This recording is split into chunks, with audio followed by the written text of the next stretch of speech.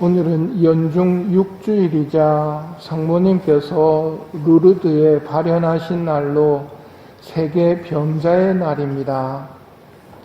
병자의 고통이나 세상의 고통을 보게 되면 마귀가 다가와서 우리에게 속삭입니다. 하느님 탓이야. 사랑이시라면서 어떻게 이런 고통을, 어떻게 이런 아픔을 인간에게 주시는가? 교활한 마귀의 이 말에 속아 넘어가면 안 됩니다. 온나무를 만져서 옷이 옮은 사람은 자기의 잘못 때문임을 알아야 합니다. 온나무 만져도 괜찮다고 부추긴 사람이 나쁜 놈입니다. 하느님께서는 온나무를 만지지 말라고 하셨고 마귀는 괜찮다고 부추긴 놈입니다. 그래 놓고는 지금 모든 불행이 하느님의 탓이라며 또 우리를 속이고 있습니다. 마귀의 교활함에 속아서는 안 됩니다. 원래 우리는 하느님의 영광을 위해 창조되었습니다. 바오로 사도가 말합니다. 여러분은 먹든지 마시든지 그리고 무슨 일을 하든지 모든 것을 하느님의 영광을 위하여 하십시오. 이것이 우리 창조 목적입니다. 이 목적을 잊어버리도록 마귀는 유혹합니다. 성당에 오실 때 무슨 마음으로 오셨습니까? 여러분은 먹든지 마시든지 그리고 무슨 일을 하든지 모든 것을 하느님의 영광을 위하여 하십시오. 하느님의 영광을 위하여 내 미사 드리러 가야지 라고 생각하셔야 정답이라는 말입니다. 집에 가셔서 식사하시겠지요. 먹든지 마시든지 무슨 일을 하든지 모든 것을 하느님의 영광을 위하여 하십시오. 이게 우리 목적입니다. 이 목적이 성취될 때 우리는 만족과 행복으로 갑니다. 그런데 이 목적을 놓쳐버리면 뭘 먹어도 배부르지 않습니다. 아무리 마셔도 갈증이 해소가 안 됩니다. 목적이 채워져야 합니다. 하느님을 위해 창조된 목적대로 살면 하느님께서도 우리를 위해서 사십니다. 이처럼 하느님과 우리는 원래 서로 사랑하며 살도록 되어 있었습니다. 그래서 하느님과 우리를 비유로 따질 때 부부관계라고 표현하기도 합니다. 서로가 서로를 위해서 사는 것.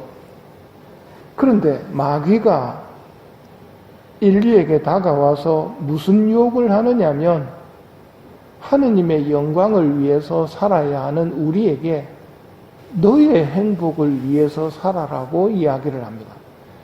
저 선악과만 따먹으면 너도 하느님처럼 될 수 있다. 이 유혹에 넘어가는 겁니다. 뱀의 말을 듣고 온나무를 만져버린 겁니다. 옷이 옮았습니다. 고통과 불행이 덮쳐왔습니다. 누구 탓입니까?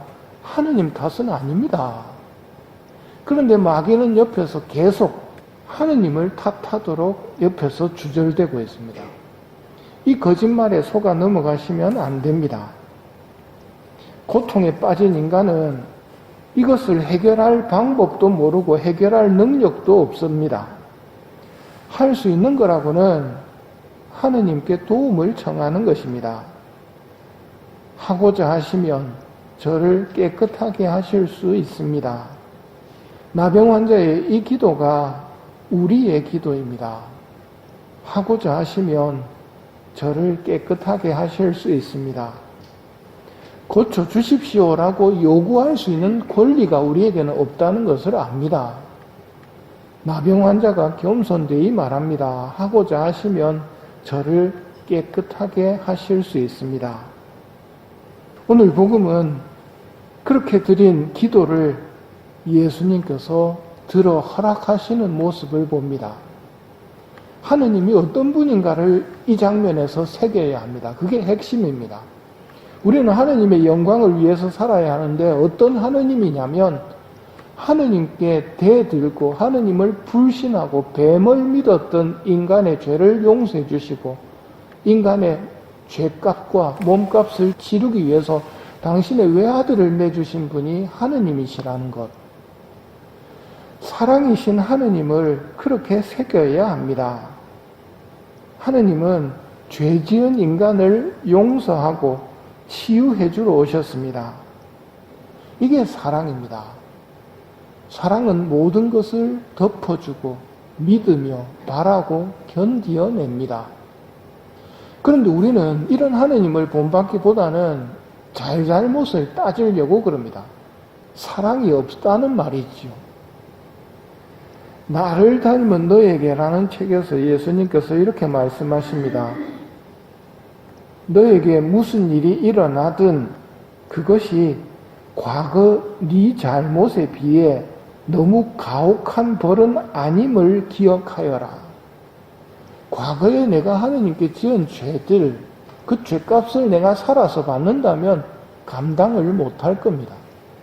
너에게 무슨 일이 일어나더라도 그거는 네 죄값도 못 된다는 말입니다.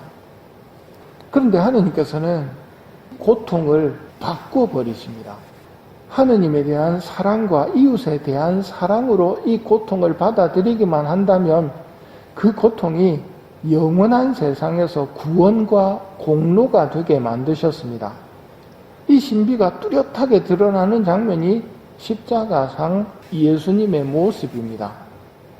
예수님이 걸으신 십자가의 길을 걸으면서 우리도 하느님께서 우리 죄를 어떻게 속량하셨는지 보고 배우게 됩니다.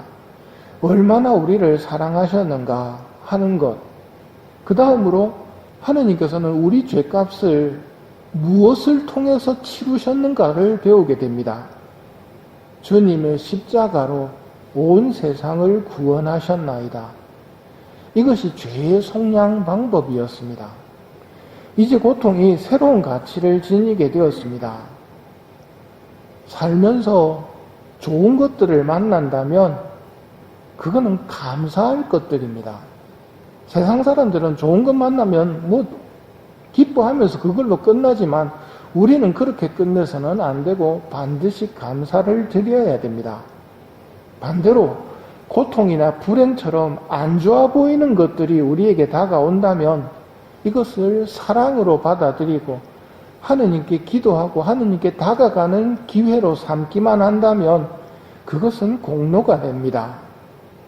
공로가 된다는 말은 죄의 용서에 도움이 되고 자식들의 구원, 형제들의 구원에 도움이 된다는 뜻입니다.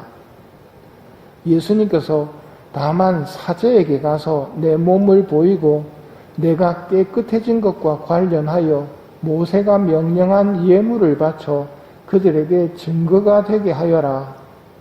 고해소에서 죄의 용서를 선언하시는 모습과 매우 닮은 장면입니다.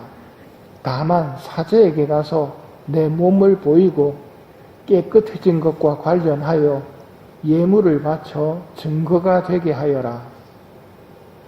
예수님께서 죄 사함의 길을 열어주셨습니다. 이제 사람의 아들이 땅에서 죄를 용서하는 권한을 가지고 있음을 너희가 알게 해주겠다고 하시면서 중풍병자를 고쳐주셨습니다. 당신이 죄를 용서하는 권한을 가지고 있다는 것이 드러났습니다. 그 다음 하시는 일은 너희가 누구의 죄든지 용서해주면 그가 용서받을 것이고 그대로 두면 그대로 남아있을 것이다 하시며 제자들에게 사죄권을 넘기시는 장면입니다.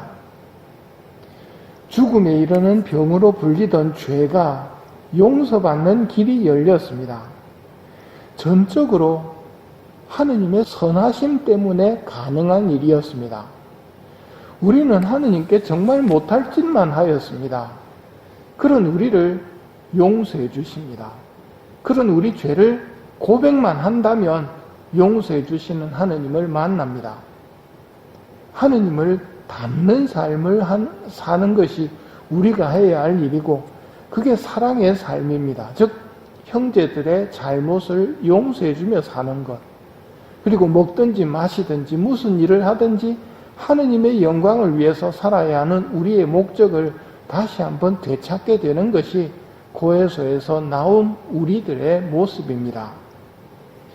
이 미사 중에 하느님의 사랑을 깨닫도록 청하도록 합시다.